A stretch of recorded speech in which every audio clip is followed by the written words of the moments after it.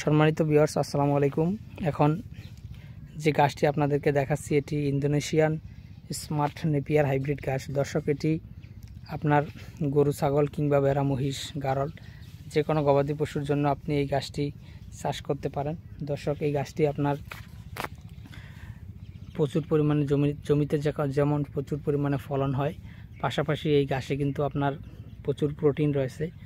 আসলে এই গাছটিতে প্রোটিন বেশি হওয়ার কারণে আপনার গাভী গরুকে খাওয়ালে যেমন দুধের পরিমাণটা বৃদ্ধি পেয়ে থাকে, তেমনি আপনার ষাঁড় গরুকে খাওয়ালে আপনার দানাদার খাদ্যের পরিমাণটা অনেকটা কমিয়ে দিলেও চলে।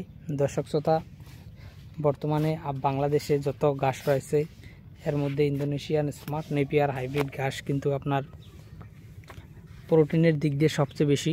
আপনার 22 থেকে 25% প্রোটিন কিন্তু ইন্দোনেশিয়ান স্মার্ট নেপিয়ার ঘাসে খুব সহজেই পাওয়া যায়। দর্শক, এই গাছটিতে প্রোটিন যেমন বেশি, ফলনও কিন্তু তেমন হয়। দেখেন আপনি জমিতে কি পরিমাণে ফলন হয়েছে। আসলে জমিতে হেঁটে যাওয়ার মতো ফাঁকা জায়গা আসলে নেই। যদিও দর্শক শ্রোতা, এই গাছটি আপনার অন্যান্য গাছের তুলনায় লম্বায় কম হয়। আপনার অন্যান্য গাছ যেখানে 10 থেকে 12 ফিট লম্বা হয়, স্মার্ট নেপিয়ার কিন্তু সেখানে আপনার 5 থেকে 6 ফিট লম্বা হবে, এর বেশি কিন্তু লম্বা হবে না। দর্শক, এটি লম্বা কম হলেও নিচ থেকে আপনার অন্যান্য গাছের তুলনায় অনেক বেশি চারা ওঠার কারণে লম্বায় কম হওয়াতে যে গাছটি কম হবে সেটি কিন্তু খুব সহজেই পুষিয়ে নেওয়া যায়।